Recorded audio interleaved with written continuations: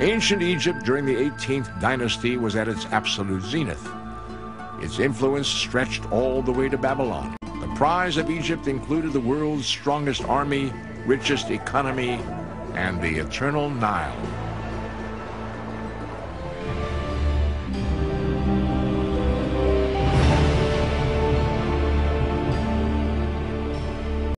Her name was Hatshepsut. Over 3,000 years ago, she did the unthinkable when she defied convention and had herself crowned Pharaoh of male-dominated Egypt. This daring power play brought her control of the richest, most powerful country on earth. And what was it in her personality that inspired such loyalty and devotion in some, and such fear and loathing in others? This much we do know. Her power play was extremely daring, and the stakes were exceptionally high. In the 3,000-year history of ancient Egypt, her name is consistently mentioned as one of its greatest leaders. Once on the throne, she was not a token pharaoh. Instead, she blossomed into a great monarch. When Hatshepsut grabbed the throne of Egypt, she also entered into the most exclusive men's club in the world, Egypt's mighty religious hierarchy. As pharaoh, she was allowed into the innermost sanctums of their pagan religious cults. With the high priest of the nation and his attendants, she worshipped the god Amun in ceremonies few other women had ever seen. Her hand was everywhere across the land. Standing high above the mighty temple of Karnak is Hatshepsut's obelisk. It is the tallest one in the temple. As a pharaoh, she claimed to be a deity herself, and this obelisk is symbolic of her relationship to the sun gods. Across the Nile is her temple, one of the most beautiful structures in Egypt and one of the most unique buildings in all antiquity.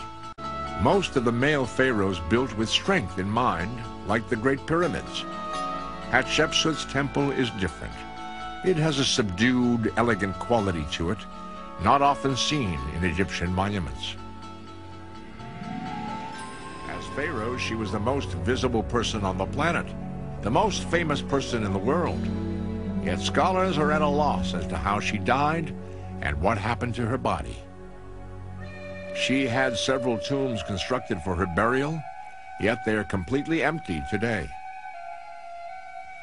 The bodies of many other Egyptian leaders have come down to us in the form of mummies, but there is no officially verified record of her mummy.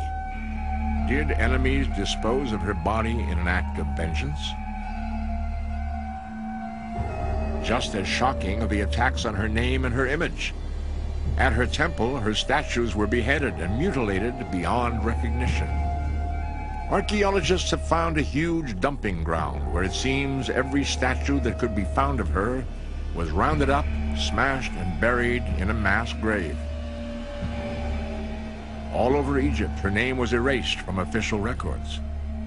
At the Temple of Karnak, someone went to a great deal of trouble hacking out her image, bit by bit, from the temple walls. What could have inspired this hatred? Who went to all this trouble? Political enemies? Jealous males?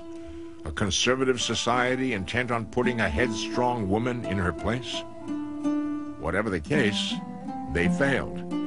Archaeologists have unearthed enough evidence to at least partially tell her story. The pieces to the puzzle are coming together, and the mystery is coming into focus.